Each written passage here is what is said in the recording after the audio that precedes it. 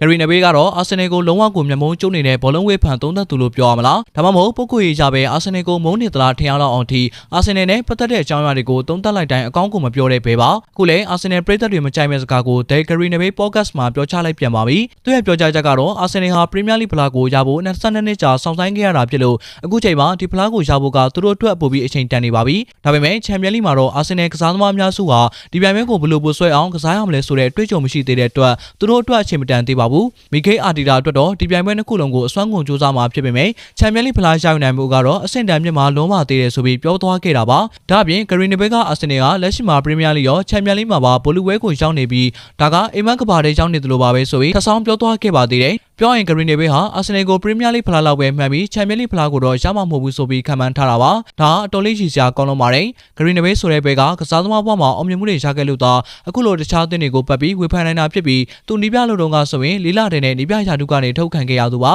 ဒါကြောင့်လည်းအတီတာလိုအာဆင်နယ်ကိုချန်ပီယံလိဖိုင်နယ်ပို့ထားတဲ့နီးပြတစ်ယောက်ကိုဝေဖန်တဲ့ဂရီနေဘေးရဲ့စကားလုံးတွေဟာရည်ချင်းစရာတွေဖြစ်နေကြတာပါသူပြောသလိုအာဆင်နယ်ဟာချန်ပီယံလိဖလားရဖို့အချိန်မတန်သေးဘူးဆိုတဲ့စကားဟာလည်းတကယ်တော့ပေါပန်40ရှောက်ပြောနေတဲ့စကားပါပဲဖိုင်နယ်ကိုတော့ရှုံးပွဲမရှိပဲတန်လန်းနိုင်တဲ့တင်ကဖလားရဖို့အချိန်မတန်သေးဘူးဆိုတော့ဘလို့အချိန်တွေမှဖလားရဖို့ထိုက်တန်ပါလေဘောလုံးပွဲဆိုတာအတွေ့အကြုံရှိုံနဲ့ဖလားရတာမဟုတ်ပဲကွင်းထဲကမိနစ်90အတွင်းဘသူကအမှားနဲ့အခွင့်အရေးကိုအမိရဆုပ်ကိုင်နိုင်မလဲဆိုတာပုံမှန်မူတည်ပါတယ်အာဆင်နယ်ကလက်ရှိမှာပြည့်ကျင်တဲ့ရှင်အောက်အသင်းဆိုပေမဲ့လည်းရှော့တက်လို့မရတဲ့တင်မျိုးပါဖလားရဖို့ထိုက်တန်လားမထိုက်တန်ဘူးလားဆိုတာကတော့ဖိုင်နယ်ပွဲစဉ်မှာအာဆင်နယ်တင်းရဲ့ဆွမ်းဆောင်ရည်ကပဲစကားပြောသွားမှာဖြစ်ပြီးဘေးကနေဝေဖန်လေကန်နေတဲ့သူတွေကဆုံးဖြတ်ပြီးသွားမှာမဟုတ်ပါဘူး